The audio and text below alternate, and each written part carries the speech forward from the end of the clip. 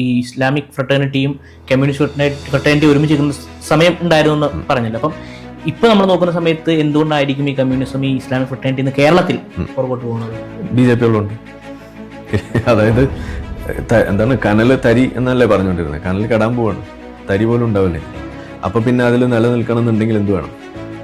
ഇനി കുറച്ച് മറ്റേ മുദ്രാവാക്യമൊക്കെ മാറ്റി പിടിക്കും, മറ്റേ ഇൻകുലാസിൻ്റെ മറ്റേ സ്വാമി ശരണം അയ്യപ്പ എന്ന് വിളിക്കുന്ന അവസ്ഥയിലേക്ക് വരാം, എന്നാലും നിലനിൽക്കാൻ പറ്റുള്ളൂ. അപ്പോൾ അവിടെ ആ BJP അല്ലെങ്കിൽ അങ്ങനെ ഒരു ബഹുഭൂരിപക്ഷം വരുന്ന സമൂഹത്തിൽ നിന്നും ഉണ്ടാകുന്ന ഒരു രാഷ്ട്രീയ ചുവടുമാറ്റമുണ്ട്. അത് ഇവരുടെ പാളയത്തിൽ കുറേ ആളുകൾ ഉണ്ടായിരുന്നതാണ്. അപ്പോൾ അവർ വോട്ട് മാറ്റി കുത്തുന്നു എന്ന് വരുമ്പോൾ പിന്നെ വേറെ വഴിയില്ല. മുഴുവനായിട്ട് മുസ്ലിം ആ പൊളിറ്റിക്സിനെ വിട്ടിട്ടൊന്നുമില്ല, അങ്ങനെയൊന്നും നമ്മൾ വിചാരിക്കുന്നില്ല. പക്ഷെ കുറച്ചപ്പുറത്തേക്ക് ചെയ്തു തുടങ്ങി. ഈ ഏറ്റവും കൂടുതൽ ഹിന്ദു മത വിശ്വാസികൾക്ക് വിഷമം ഉണ്ടാക്കിയിട്ടുള്ളൊരു കൂട്ടരുണ്ടെങ്കിൽ അത് ഈ കമ്മ്യൂണിസ്റ്റുകാരാണ്. അപ്പോൾ നമ്മൾ ഇസ്ലാം മതത്തിനെ വിമർശിക്കുമ്പോൾ വലിയ വിഷമമാണ്.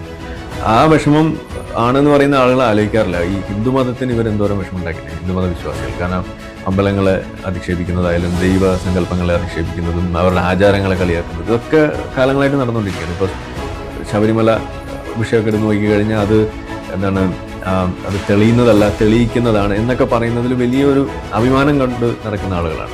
അപ്പോൾ മകരജ്യോതി തെളിയുന്നതല്ല തെളിയിക്കുന്നതാണ് എന്ന് പറയുക എന്ന് പറഞ്ഞാൽ നിങ്ങൾ വലിയ ഒരു ഇടതുപക്ഷ ചിന്ത, ഒരു ബുദ്ധിജീവിയാണ് എന്ന് വരുന്നതിന് തുല്യമാണത്. ഇന്ന് പക്ഷേ ഈ ഇസ്ലാമിക് പൊളിറ്റിക്സും ഇസ്ലാമിക് ഐഡന്റിറ്റി സംഗതികളും അതിൻ്റെ അനാചാരങ്ങളും അതിനെയൊക്കെ നമ്മൾ വിമർശിക്കാൻ തുടങ്ങിയപ്പോൾ വലിയ പ്രശ്നം.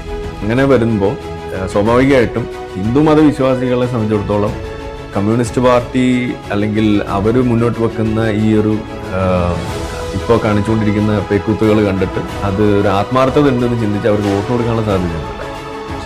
അള്ളാഹുവിനെ വിട്ട് അയ്യപ്പനെ പിടിച്ചാലും വോട്ടൊന്നും മാറിക്കിട്ടില്ല. അങ്ങനെ എളുപ്പമല്ല. കാരണം ഇതിനകത്തൊരു ആത്മാർത്ഥത എന്ന് പറയുന്നൊരു ഫാക്ടർ, ആ ഫാക്ടർ ആളുകളാണ്.